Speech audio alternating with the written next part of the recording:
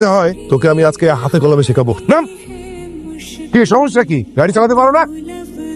মুখ আর গাড়ি দুইটাই সাবধানে চালাবেন, বি কেয়ারফুল। এই কাপুরুষ কোথাকার, বাবার বয়সে একটা লোকের গায়ে হাত তুলতে লজ্জা লাগে না? বাবা, তোমার তো নাক পেটে রক্ত বেরোচ্ছে। কেন এরকম ছোটখাটো ঝামেলাতে জড়াও তুমি? এগুলো কি আমাদের স্ট্যাটাসে যায়? বাবা, ইট ওয়াজ অ্যান অ্যাক্সিডেন্ট। এখানে স্ট্যাটাসের কোশ্চেন কোত্থেকে আসতেছে? প্রশ্ন আসতেছে কারণ তুমি যখন মারামারি করে তোমাকে থানায় নিয়ে যায়, তোমাকে ছাড়াতে তো আমাকে যেতে হয় নাকি? এসব কিন্তু আমার আত্মসম্মানে লাগে। ঠিক আছে, দুদিন পর যখন আমাকে পুলিশ ধরে নিয়ে যাবে, তোমার থানাতে যেতে হবে না। তোমাকে আমি বলে দিচ্ছি শেষবারের মতো, দয়া করে নিজে আর কোনো ঝামেলাতে জড়াবো না, মনে থাকে জানো।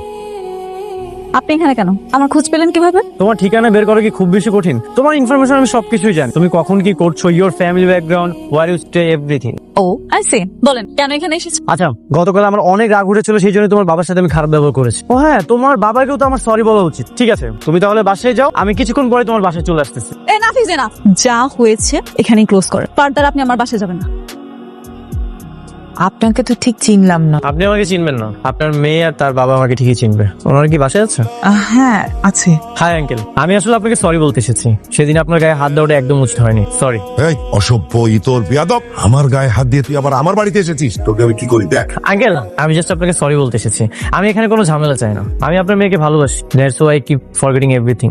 ভালোবাসা পারে? ভাই কিসের ভালোবাসা তুই? কি বলতেছে ভাই, সব আমি তো কিছুই জানি না। এটা এখনো কেউ জানে না। হ্যাঁ, আপনারা শুনুন, আমি আপনার মেয়েকে ভালোবাসি, আর সেটা বলার জন্য এখানে এসেছি। এই অসভ্য, ভদ্রলোক কি দেখাচ্ছিস সেখানে আছে? আর তুই ভাবলি কি করে তোর মতো একটা বস্তির ছেলের সঙ্গে আমি আমার মেয়েকে বিয়ে দেবো? আঙ্কেল, বংশ পরিচয় নিয়ে একদম কথা বলবেন। এই শহরের টপ 10 বিজনেসম্যানের মধ্যে my father's name is already there. Karim গ্রুপের নাম অবশ্যই শুনেছেন, সেটার মালিক Enayet Karim, he is my father. আমি তোমাকে অনেক ভালোবাসি, যে কোনো কিছুর বিনিময়ে হোক আমি তোমাকে আমার করে নেব। আমি স্বপ্ন দেখছি না তো? তুমি সত্যি আমার সামনে? হ্যাঁ সত্যি, মাঝে মাঝে স্বপ্ন থেকে বাস্তবে এসে তাক লাগিয়ে দিতে হয়। আচ্ছা কেন আমি কি আসতে পারি না? কিন্তু এটা তো অবিশ্বাস্য। মনের মাঝে এত অবিশ্বাস না রেখে মাঝে মাঝে কিন্তু বিশ্বাস করতে শিখতে হয়। আমি এখানে তোমাকে একটা কথা বলতে এসেছি।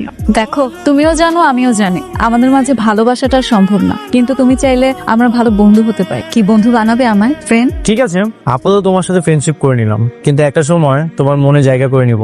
ভালোবাসতে পারবো কিনা সেটা আমি জানি না, তবে চেষ্টা করে দেখতে পারো।